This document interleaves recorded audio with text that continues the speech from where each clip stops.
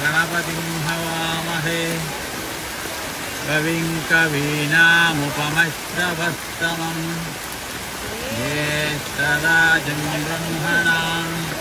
ब्रह्मणस्पता नः शृण्वन्नोतिभिः सीदसादनम् ॐ तच्छयोरावृणीमहे